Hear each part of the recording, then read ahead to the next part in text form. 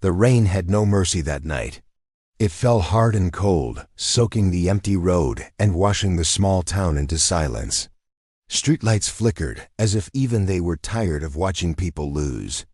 Ethan walked with his head down, shoes torn, jacket thin, stomach empty.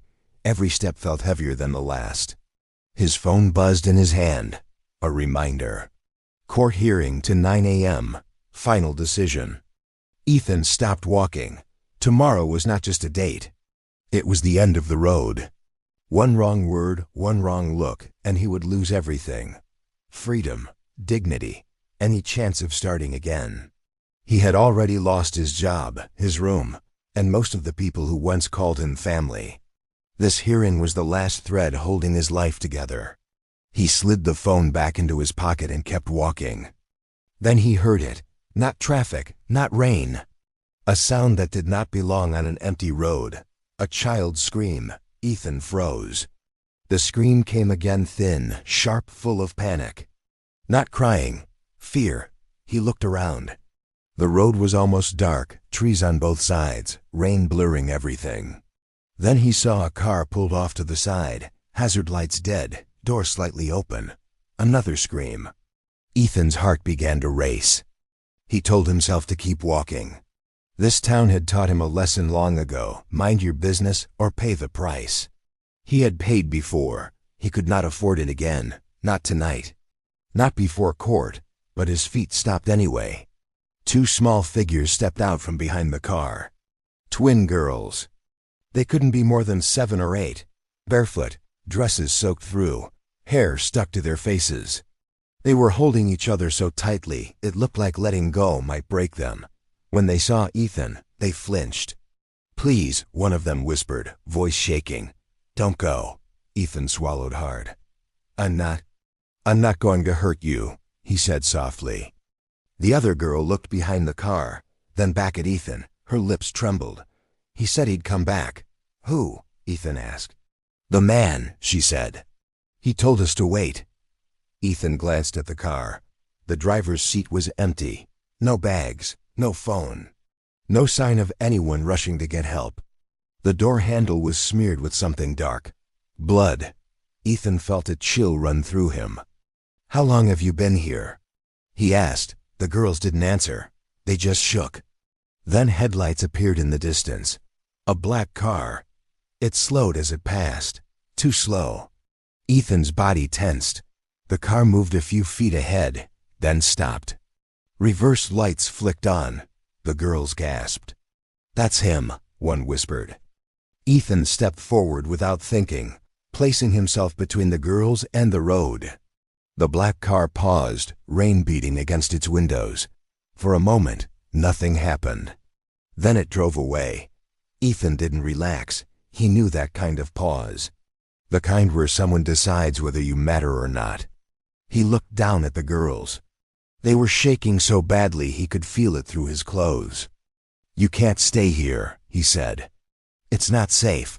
We're not allowed to talk to strangers," one said quickly, like she had practiced it. Ethan nodded. "That's smart." He pulled off his jacket anyway and wrapped it around their shoulders. It was the only warm thing he had. "Is there somewhere safe we can go?" he asked. They hesitated, then nodded. "There's a diner," one said. "We passed it earlier." Ethan knew the place. Cheap coffee, bright lights. Open all night. He looked down the road. Looked at his phone again. Low battery. If he helped them, he might miss court in the morning. Miss his only chance. If he didn't finish the thought. "Okay," he said. "We'll go together." They walked slowly, rain soaking Ethan's clothes. The girls clinging to his sides. Every car sound made him tense. Every shadow felt wrong. Inside the diner, warmth hit them like a wave. A tired waitress rushed over when she saw the girls. "Oh my God," she whispered. "What happened?" "They were left on the road," Ethan said. "We need the police." The girls sat in a booth, hands wrapped around cups of hot chocolate. Their shaking slowly eased. One of them finally looked up at Ethan. "Thank you," she said. Ethan nodded. He didn't trust his voice. Police arrived. Questions followed. Names. Where were they going? Who's the driver? The girls stayed quiet. Then a call came in. The officer's face changed. "Yes, sir," he said into the phone. "We have them." He hung up and turned to Ethan. "You know who their father is?" The officer asked. Ethan shook his head. The officer lowered his voice. "A judge." Ethan's breath caught. "What's his name?" he asked, even though his chest already felt tight. The officer said it. The same name printed on every paper that controlled Ethan's future. The same name written on tomorrow's hearing. Ethan felt the world tilt. He looked at the girls again. Small, innocent, safe for now. He had helped them without knowing. And now he realized the truth. He had just saved the daughters of the man who could decide whether he walked free or lost his life. The diner felt warmer than the road, but Ethan could not relax. He sat across from the twin girls, his hands wrapped around a chipped coffee mug he hadn't touched. The girls sat close together in the booth, knees pulled to their chests, eyes moving every time the door opened. Even with the lights on and people nearby, fear had not left them. The older-looking twin spoke first. "Are we in trouble?" she asked quietly. "No," Ethan said. "You're safe now." She nodded but didn't look convinced. The waitress returned with extra napkins and a blanket she must have taken from the back. She gently wrapped it around the girls, then gave Ethan a long look, one that carried both gratitude and concern. "You did the right thing," she said softly. Ethan wasn't sure anymore. A police officer approached the booth. "We're trying to reach their family," he said. "Until then, we'll need to ask a few questions." The girls stiffened. "Where is the man who brought you here?" the officer asked. They didn't answer. "He said he'd come back," the smaller twin whispered instead. "He always says that." Ethan frowned. "Always?" The girl realized what she'd said and clamped her mouth shut. The officer glanced at Ethan. "You're the one who found them?" "Yes," Ethan replied. "And you stayed with them?" "Yes." The officer nodded, then asked the question Ethan had been expecting. "Why?" Ethan hesitated. There were 100 answers, but none felt right. "Because they were alone," he finally said. The officer studied him for a moment, then walked away to take a call. The girls leaned closer to Ethan. "You're not leaving, right?" one asked. Ethan swallowed. "I'll stay until your family comes." That seemed to calm them a little. Minutes passed, then more. The diner door opened again. A man stepped inside. Black jacket, clean shoes, eyes that scanned the room too carefully. Ethan's stomach tightened. The man's gaze landed on the twins for a split second, just long enough. Then he looked away and walked to the counter, ordering coffee. Ethan leaned forward, lowering his voice. "Do you recognize him?" The girls froze. The older twin nodded slowly. "That's the car," she whispered. "The one that stopped." Ethan felt his pulse jump. He stood up calmly, walked to the officer, and spoke quietly. The officer glanced at the man, then nodded and moved closer to the counter. The man finished his coffee quickly. Too quickly. He paid in cash and left without looking back. The officer followed him outside.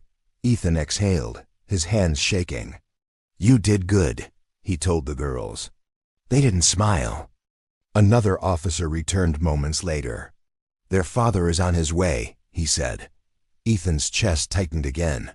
Is he angry?" one twin asked. "No," the officer replied gently.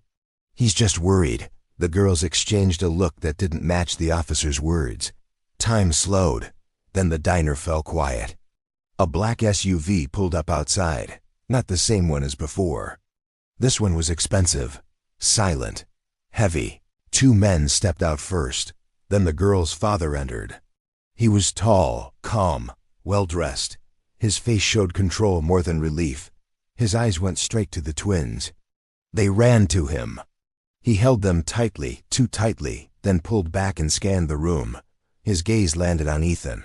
Cold, measuring. Ethan stood. "This is the man who helped them," the officer said. The judge nodded once. "No, thank you." No smile, just a look that made Ethan feel small. "We'll take them home," the judge said. One of the twins turned back. "Can he come?" The judge hesitated. "That won't be necessary," he replied. The girls' faces fell. Ethan forced a polite nod and stepped back. As the family prepared to leave, the judge paused beside Ethan. "You did what you were supposed to," he said quietly. "That's all." Ethan wanted to speak, to explain, to say something human, but the judge was already walking away. Outside, rain continued to fall. Ethan watched the SUV disappear down the road. His phone buzzed again. Court reminder. Same time, same place. Ethan looked down at his shaking hands. He had done the right thing. But deep inside he felt it. Helping those girls had just pulled him into something much bigger than kindness. And tomorrow, the man who held his fate in his hands now knew exactly who he was. Ethan did not sleep that night. He lay on the narrow bed in the small room he rented by the week, staring at the cracked ceiling as rain tapped softly against the window. Every time he closed his eyes, he saw the twins' faces, cold, scared, trusting him without knowing who he was. And then he saw their father's eyes, sharp, controlled, empty of warmth. The kind of eyes that decided people's futures without losing sleep. Ethan checked his phone again. Low battery. One unread message from the court system. He didn't open it. He already knew what it said. Tomorrow. Morning came too fast. Ethan dressed quietly, wearing the only clean shirt he owned. He looked at himself in the mirror. Thin, tired, a man the world had already decided wasn't worth much. As he stepped outside, a black car sat parked across the street. Not moving, watching. Ethan's heart tightened. He walked toward the bus stop anyway, keeping his pace steady. The car didn't follow, but it didn't leave either. At the courthouse, everything felt colder than usual. The floors shined, the walls echoed, and people spoke in low, serious voices. Ethan sat on a wooden bench, hands folded, waiting for his name to be called. Across the room, lawyers laughed quietly with clients who wore expensive suits. No one sat near Ethan. Then he saw him. Judge Raymond Hawley entered the courtroom, tall, confident, calm. The same man who had stood in the diner and barely looked at Ethan. Their eyes met for half a second. No recognition. Or maybe too much. Ethan looked down quickly. The case began. The prosecutor spoke smoothly, painting Ethan as careless, unreliable, someone who made bad choices. Old mistakes were brought up. Context was ignored. Humanity was missing. Ethan's public defender tried, but it felt weak, rushed, like everyone already knew how this would end. Ethan stood when asked to speak. His voice shook at first, then steadied. "I didn't do what they're saying," he said. "I made mistakes in my life, yes, but not this." Judge Hawley watched him without expression. "Is there anything else you wish to add?" the judge asked. Ethan hesitated. Images flashed in his mind. The girls, the rain, the black car. "Yes," Ethan said. "Last night," the judge raised a hand. "This court will not consider unrelated personal stories," he said calmly. Unrelated. Ethan swallowed hard. The hearing was paused for a short recess. As people stood, Judge Hawley leaned toward his assistant and whispered something. The assistant glanced at Ethan, then nodded. Moments later, a court officer approached Ethan. "The judge would like a word," he said. Ethan followed him into a quiet hallway. Judge Hawley stood alone near a window, hands behind his back. "You seem to have a habit of being in the wrong place at the wrong time," the judge said without turning. "I helped your daughters," Ethan replied. "Yes," the judge said. "You did." There was no gratitude in his voice. "I also know about your case," the judge continued. "And I know how easily situations can become complicated." Ethan felt a chill. "I don't want trouble," Ethan said. "I just did what anyone should." The judge finally turned to face him. "You should be careful," he said quietly. "People like you often misunderstand kindness for protection." Ethan's hands clenched. "Are you threatening me?" he asked. The judge's lips tightened slightly. "I'm advising you." He stepped closer. "Stay quiet. Stay out of my family situation. And perhaps today will end better for you than expected." Ethan understood. This wasn't justice, it was power. The judge walked away, leaving Ethan standing alone in the hallway. Back in the courtroom, Ethan sat silently. The judge returned to his seat. Proceedings resumed. Then the doors opened. A soft voice broke the silence. "Dad?" Everyone turned. The twins stood at the entrance, holding hands. A caretaker hovered behind them, panicked. The courtroom froze. Judge Hale's composure cracked for just a second. "What are you doing here?" he asked sharply. One of the twins looked straight at him. "We wanted to see the man who helped us," she said. Murmurs spread across the room. The judge looked at Ethan. For the first time, something flickered in his eyes. Fear. The bailiff tried to move the girls away, but they resisted. "He saved us," the other twin said. When no one else stayed, the room went quiet. Judge Hale's jaw tightened. "This court is adjourned," he announced suddenly. "We will continue later." The gavel struck. People stood. Whispers filled the air. As the courtroom emptied, Ethan remained seated. He knew now. Helping those girls hadn't just crossed his path with power. It had placed him directly in its way. And power did not like to be challenged. The courthouse emptied slowly, but Ethan stayed seated long after most people left. The sound of the gavel still echoed in his head, the judge's face. The sudden way everything had stopped the moment the twins appeared. Nothing about it felt normal. He stood and walked outside. Cold air hit his face. He took a deep breath, trying to steady himself. "Ethan," he turned. Judge Hale stood near the steps, his assistant and a uniformed officer beside him. His expression was calm, but his eyes were sharp. "That was inappropriate," the judge said.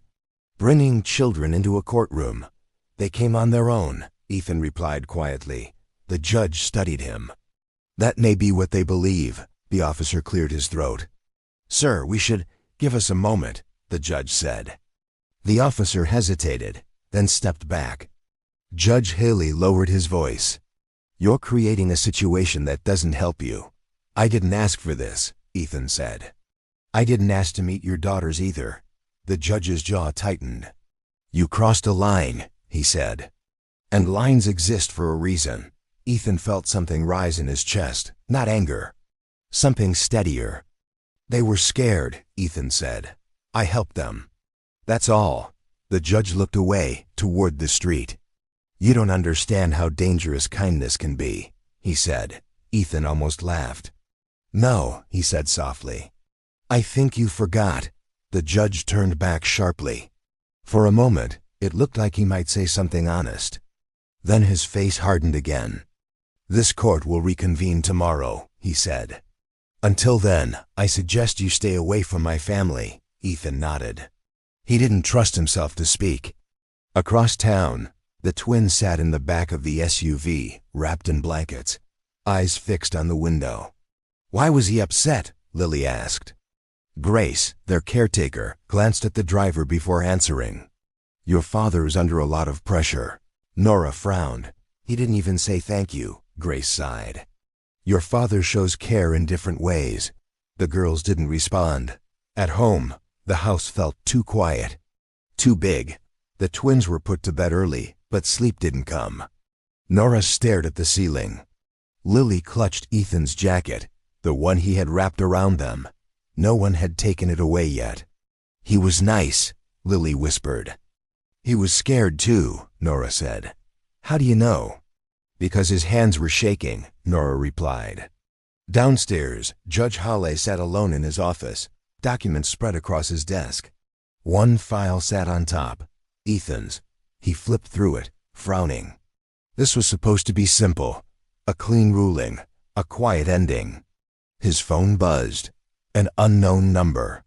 "Your daughters are safe," a voice said. "For now." The call ended. The judge's blood ran cold. Back in his room, Ethan packed his bag, not to run, to be ready. A knock came at the door. He froze. Another knock.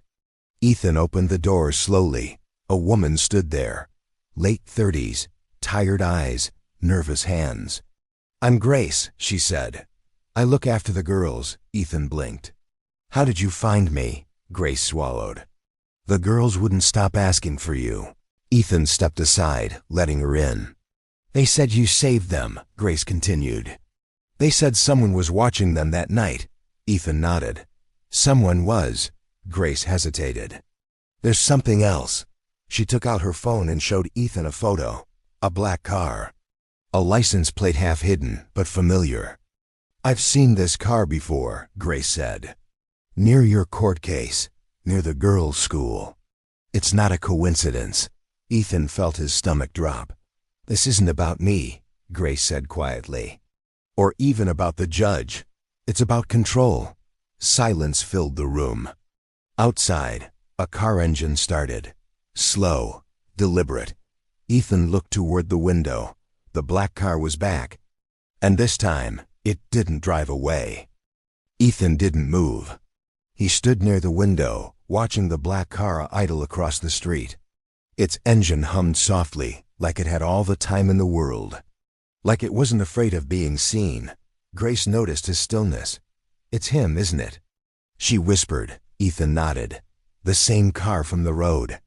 From the diner, Grace's face drained of color. "Then they followed us." The girls weren't wrong.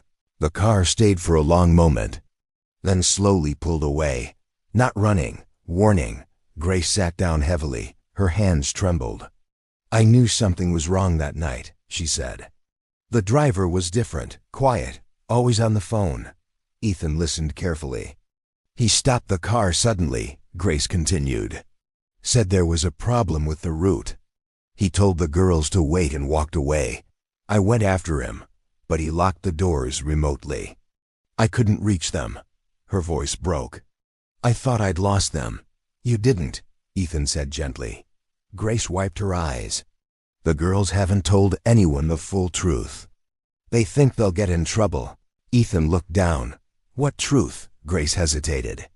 "They heard the driver arguing on the phone." He said, "If I leave them, he'll understand the message."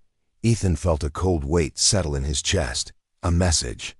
The next morning, the twins sat at the kitchen table, quietly eating cereal.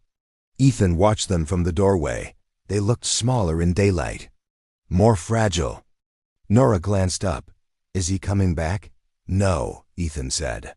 "He won't." Lily studied his face. "Are we safe?" Ethan knelt beside them. "I'll do everything I can." Nora's eyes filled with tears. "He wasn't angry at us," she said softly. "He was angry at Dad." Grace turned away, unable to hide her fear. Later that day, Judge Haley stood in his office, staring at the city below.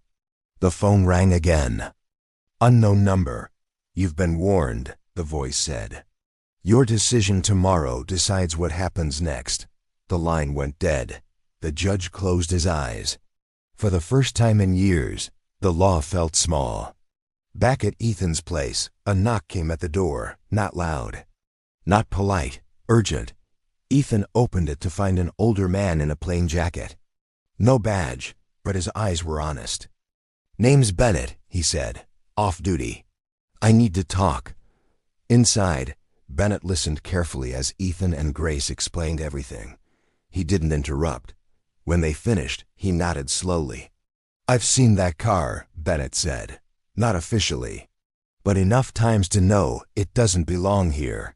"What do we do?" Grace asked. Bennett leaned forward. "We make sure the truth doesn't disappear."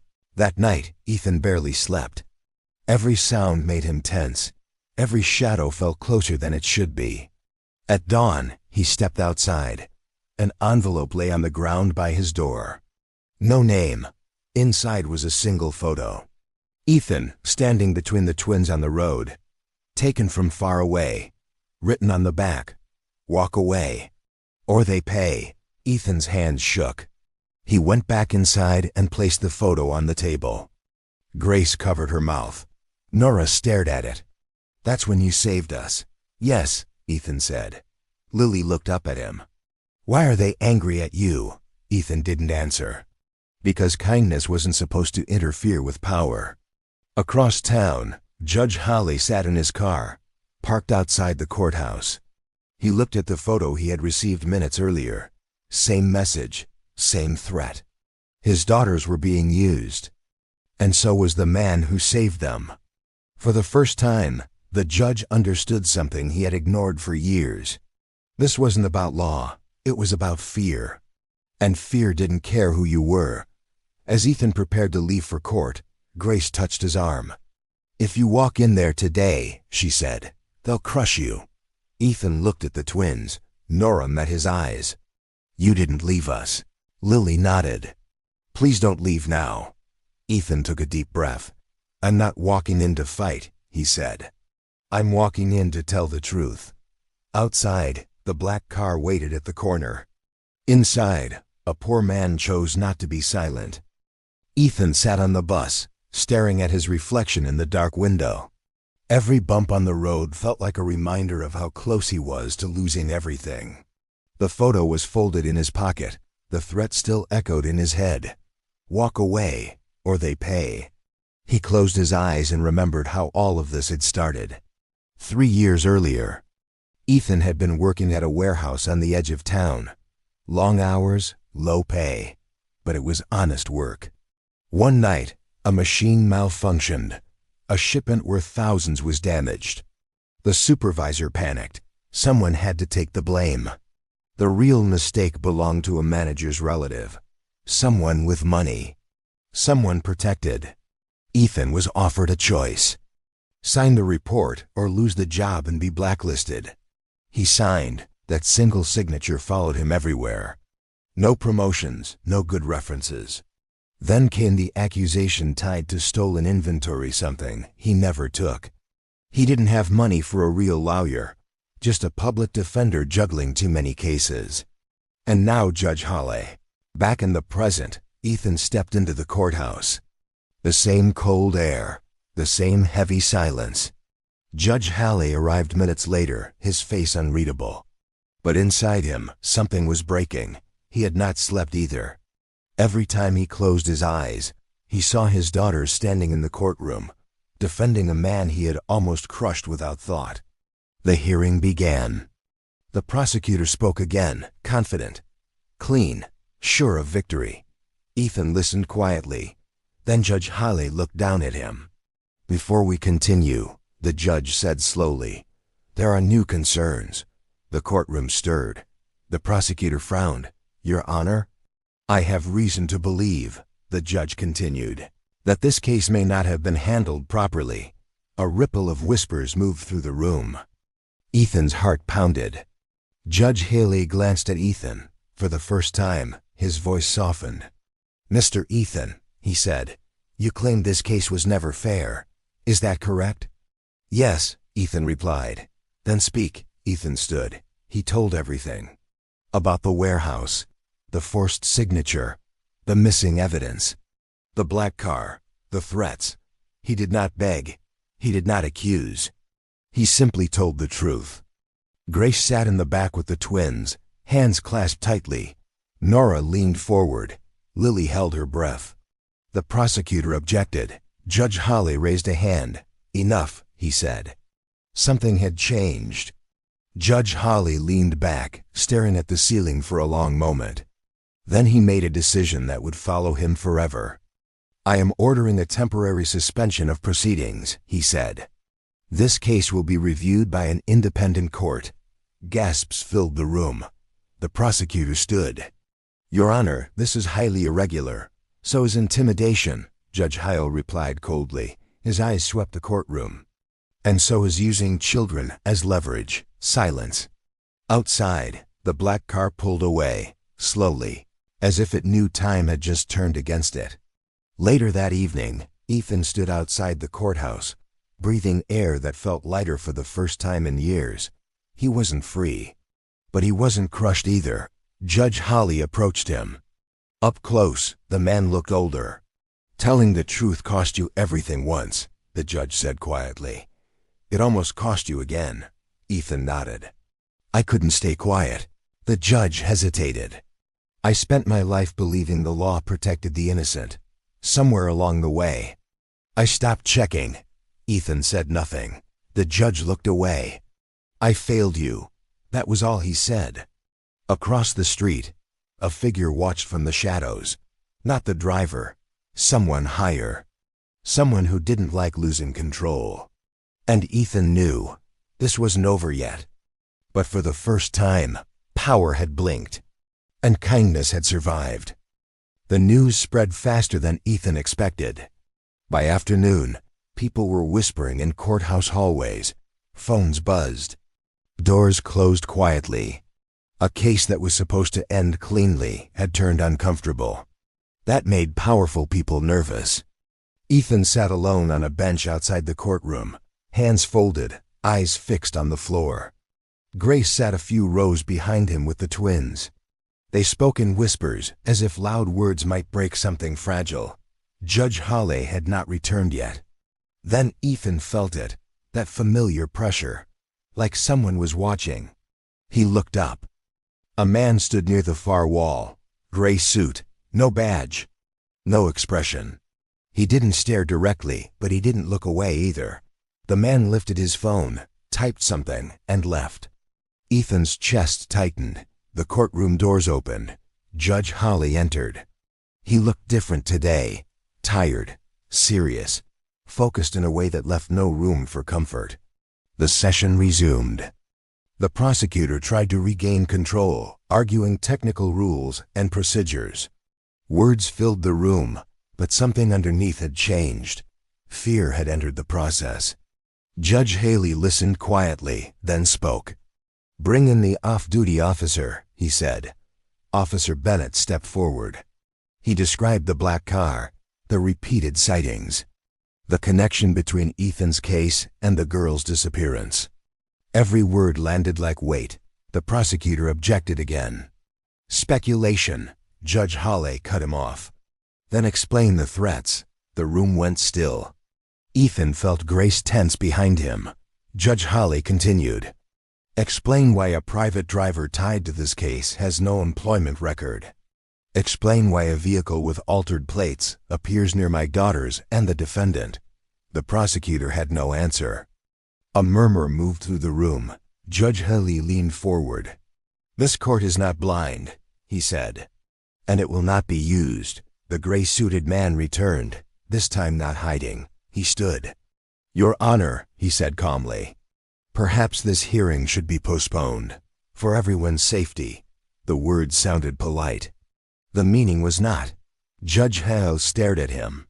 "State your name." The man smiled slightly. "I represent parties who prefer discretion."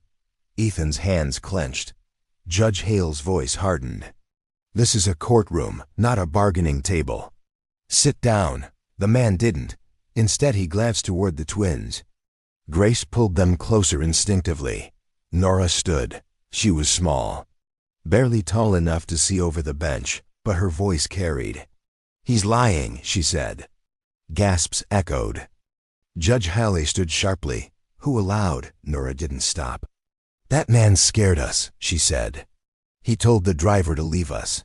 He said it would fix things." The gray-suited man's smile vanished. Lily joined her sister. Ethan stayed. He didn't run. Silence swallowed the room. Judge Hale's hands shook just slightly as he looked at his daughters. He looked at Ethan, then back at the man. "Remove him," Judge Hollis said. Security moved quickly. The man protested, threatened, promised consequences. No one listened. When the doors closed behind him, the room felt like it could breathe again. Judge Holly turned to the court. "This hearing is no longer about one defendant," he said. "It is about corruption, intimidation, and the abuse of power." He paused. "I am recusing myself from final judgment." More gasps. "This case will be transferred," he continued, "and I will cooperate fully with any investigation." Ethan felt dizzy. Grace covered her mouth. The twins looked at Ethan, eyes shining. After the session, outside the courthouse, cameras waited. Questions flew. Ethan walked past them quietly. Judge Holly stopped beside him.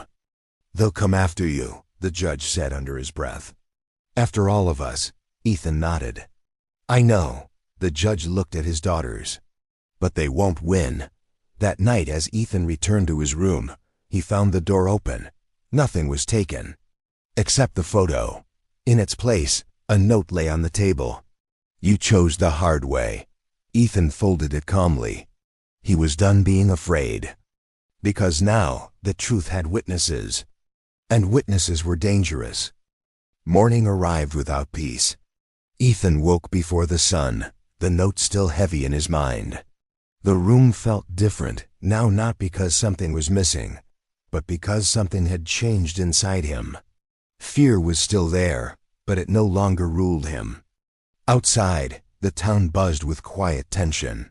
News vans lined the street near the courthouse. People whispered names they normally said with respect. Power did not like daylight. At the courthouse, a different judge presided, neutral, careful, watched closely. Ethan sat beside his public defender, Grace, and the twins behind him. Judge Holly was not on the bench today. He sat in the gallery like everyone else. Equal. Officer Bennett took the stand first. He spoke calmly, clearly. About the gray-suited man, about the altered plates, about phone records tied to a fixer who worked for powerful interests, men who solved problems by creating fear. Then came the driver. He looked smaller than Ethan expected. His confidence was gone. "I was paid," the driver said, "to leave the girls, to make it look like an accident." The courtroom went silent. "Who paid you?" the new judge asked. The driver hesitated. His hands shook. Security stepped closer. He named the man, not the judge. Someone higher up in the system. Someone who used judges, lawyers, and fear like tools. Gasps rippled through the room. Ethan closed his eyes briefly. So this was it. The truth didn't roar. It simply stood up. The prosecutor's voice wavered for the first time. Motions were withdrawn. Objections fell flat. The new judge leaned forward. "This court recognizes a pattern of coercion," she said. "Not only against these children, but against the defendant." She turned to Ethan. "Your case will be dismissed, pending full investigation." Ethan's breath caught. Grace grabbed his arm. Behind them, the twins pressed their faces into her coat, crying quietly. Judge Halley watched from the gallery, his eyes wet but unblinking. He stood when allowed to speak. "I failed," he said simply. "I allowed reputation to blind me. That will not happen again. No excuses, no speeches, just truth." Outside, the black car was gone. Not slowly this time. Gone for good. Later that afternoon, Ethan sat on the courthouse steps. The world felt loud again, real, too real. Judge Holly approached and sat beside him. "I don't expect forgiveness," he said. "But I needed to say this." Ethan nodded. "My daughters trusted you when I didn't," the judge continued. "That matters." The twins ran up and hugged Ethan without asking. He stiffened in surprise, then relaxed. "Thank you," Lily whispered. "For staying," Nora added. Ethan smiled for the first time in days. "I told you," he said. "I don't leave." As the sun dipped lower, Officer Bennett joined them.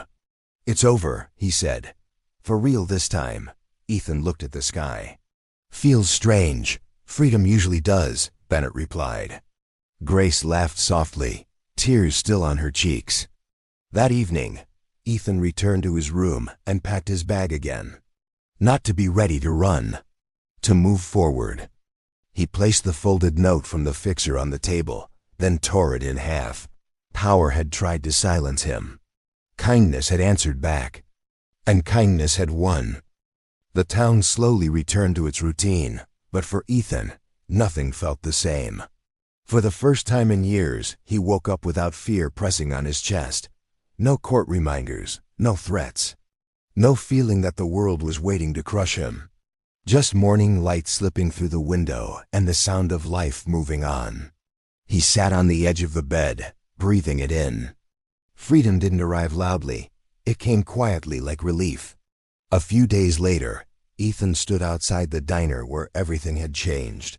The same waitress waved at him from inside. "You look different," she said when he stepped in. "I feel different," Ethan replied. She smiled. "Good, you earned it." The owner overheard and walked over. "We could use someone like you around here," he said. "If you're looking for work." Ethan didn't answer right away. He just nodded, eyes shining. Across town, Judge Holly sat in his office, no longer surrounded by the comfort of unquestioned authority. Some things had been taken from him.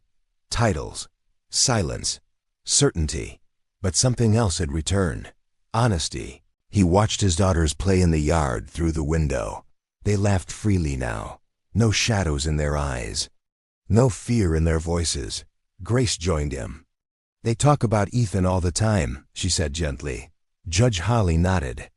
"As they should." He paused, then added, "I want to help him, not with favors." "With fairness," Grace smiled. That's all he ever needed. That afternoon, Ethan heard a knock at his door. When he opened it, the twins stood there, holding a small paper bag between them. Grace stood behind them. Judge Haley waited near the car, giving them space. "We made this," Nora said, holding out the bag. Inside was a folded drawing. Crayons. Rain. A man standing between two small girls under a streetlight. On the bottom, in shaky letters, were 3 words. He stayed. Ethan swallowed hard. Lily hugged him tightly. "You didn't leave us." Ethan hugged her back. "Never." Judge Holly stepped forward. "I won't insult you with excuses," he said quietly. "But I want you to know this. What you did reminded me why the law exists." Ethan nodded. "I'm glad your daughters are safe." "They are," the judge said. "Because of you." He handed Ethan an envelope. Inside was a letter of clearance, references, and a number to call if Ethan ever needed legal help. "No pressure," the judge said. "Just support."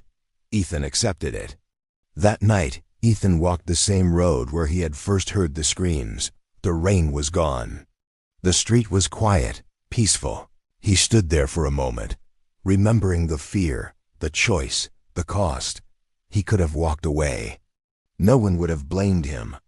But he didn't. And because of that, 3 lives had changed, including his own. Weeks passed. Ethan worked steady hours at the diner. People smiled at him, now not with pity, but respect. He saved money. Slowly, carefully. The twins visited often. Sometimes with Grace. Sometimes with their father. They didn't see Ethan as a hero.